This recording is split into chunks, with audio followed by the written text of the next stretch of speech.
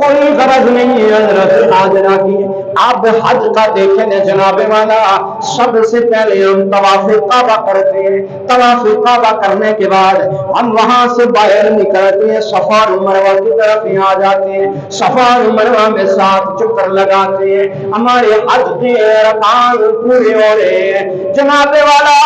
یہاں پاکستان سے لاکھوں کا خرچہ کرنے کے بعد ہم نے وہاں دوڑائی تو وہاں چکر ہی لگانے ہوتے ہیں.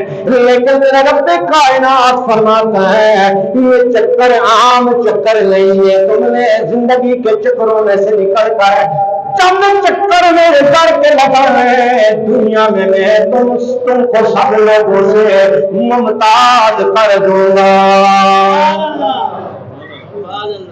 رب کائنات ہم نے تو چکر ہی لگانے ہیں.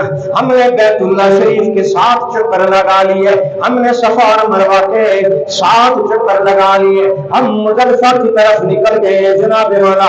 2 نمازوں کو اکٹھا 2 کر کے ہم نے ادا کر دیا.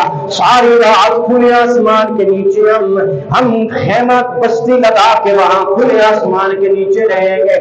ایک لباس میں رہیں گے، ایک لباس کے اندر ذات پاک سے ہٹ کر ہم رہیں گے. رب کائنات یہ کیسا تیرا حکم ہے، یہ کیسا نظام ہے کہ زندگی کے چکر ہم نے لگائے ہیں. وہاں ان اداؤں کو زندہ کیا ہے جو حضرت حاجرہ اور حضرت ابراہیم و اسماعیل کی ہیں. رب کائنات پھر تو صلہ کیا عطا فرماتا ہے. تیرے نبی نے فرمایا رب کائنات تمہارے سارے گناہوں کو معاف فرما دے گا. رب کائنات تو سارے گناہوں کو معاف فرمانے والا ہے. صرف ان چند چکروں کی وجہ سے فرمایا نہ ایسی بات نہیں ہوتی ہے.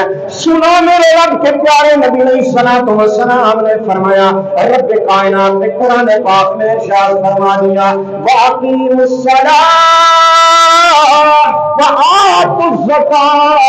10 منٹ کم ہے، تم نے آپ سجدہ کر لینا ہے. میں رب کائنات تمہیں دنیا میں بھی مل جاؤں گا، کل آخرت میں بھی مل جاؤں گا.